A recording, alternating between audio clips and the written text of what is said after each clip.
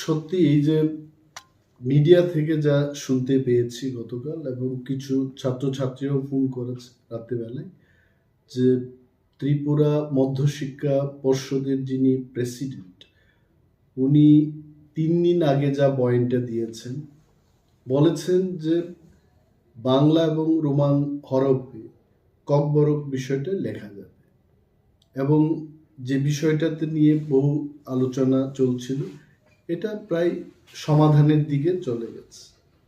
হঠাৎ করে উনি নাকি গতকাল বয়ান দিয়েছেন যে ওনার করার কিছু নেই, এবং বাংলা স্ক্রিপ্টে ককবরকটাকে লিখতে হবে।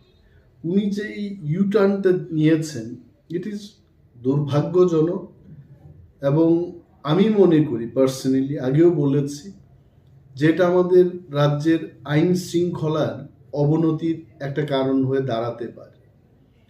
ককবরক বিষয়টা আজকে থেকে 17-18 বছর আগে যেভাবে চলছিল, বাংলা এবং রোমান হরফে এটা লেখা হতো, হঠাৎ করে এইবার রোমান হরফে লেখা যাবে না, এই বিষয়টা কিন্তু এটা এখানেই থেমে থাকবে না। এবং আমি কেন বলছি বারবার যে আইন শৃঙ্খলার অবনতি হবে, student community will come up with agitation. আন্দোলন হলে কি হবে? স্ট্রাইক হবে, বন্ধ হবে, এক জায়গার মানুষ অন্য জায়গায় যেতে পারবে না, ব্যবসা বাণিজ্যের ক্ষেত্রে, মানুষের দৈনন্দিন জীবনে এটা কিন্তু তার একটা এফেক্ট, ব্যাড এফেক্ট চলে আসবে। তো আমি as a leader of opposition এখনো বলছি যে এই বিষয়টাকে মাননীয় মুখ্যমন্ত্রী, যিনি ওই দপ্তরেরও মন্ত্রী, ওনাকে দেখা উচিত। No one should play wrong politics with this. কারণ দিনের শেষে আমি বলছি একটা কথা, যে কিছু একটা যদি হয় ত্রিপুরাজ্যে, the first man who will be blamed is CM doctor Manik Saha.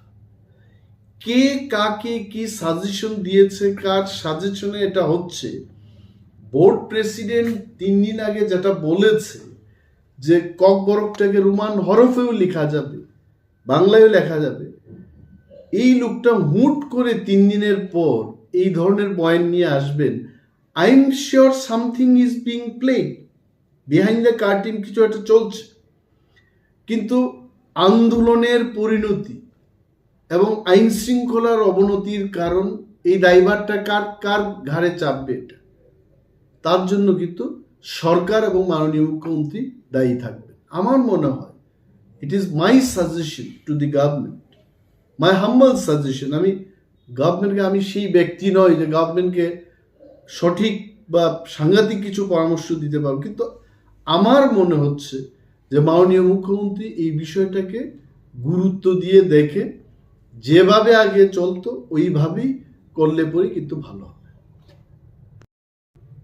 প্রথম ব্যাপার হচ্ছে যেটা আপনি জিজ্ঞেস করেছেন, যে আমাদের এখানে কোনো ইনফ্রাস্ট্রাকচার নেই। এই ব্যাপারে কিন্তু আমি আগেও বলেছি, 17 বছর ধরে রোমান স্ক্রিপ্টে যারা লিখছে তাদের পেপার কারেকশন হচ্ছে। তাহলে ওই টিচাররা কোথা থেকে আসলো তখন? এই 17 বছরের যে ধারাবাহিকতা, এটাই প্রমাণ করছে যে আমাদের কাছে ইনফ্রাস্ট্রাকচার রয়েছে। এবং ত্রিপুরায় এমন কোনো টিচার নেই, আমি দায়িত্ব নিয়ে বলছি, ত্রিপুরায় যারা পড়াশোনা করছে টিবিএসসি থেকে, ক্লাস 1 থেকে ABCD পড়ানো হয়ে থাকে, রোমান স্ক্রিপ্ট কেন জানবে না? 1 নম্বর। 2 নম্বর, এই যে CBSCর লেটারের অপেক্ষায় আছেন এবং সেই কারণেই TBSC সিদ্ধান্ত নিতে পারছে না, উনি এটাই তো বলেছেন। My question to the board president is TBSC running on the instruction of CBSE? TBSC is a state subject, এটা রাজ্য সরকার কর্তৃক নিয়ন্ত্রিত।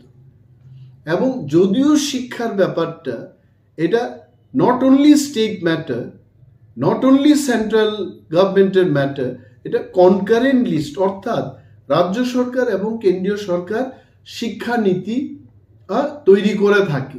Both the government, they consult each other and do. But Kokborok being the language only in Tripura, এই ব্যাপারটা কেন্দ্রীয় সরকারের চাইতে রাজ্য সরকার আরো ভালোভাবে বুঝছে, এবং ককবরকটা তো আর কোথাও করা হয় না। টিবিএসসির স্বতন্ত্রতা এবং তার সিদ্ধান্ত নেওয়ার ক্ষমতা রয়েছে বলেই 17 বছর 18 বছর ধরে এই ককবরক সাবজেক্টটা বাংলা এবং রোমান স্ক্রিপ্টে লিখে আসছে ছাত্রছাত্রীরা।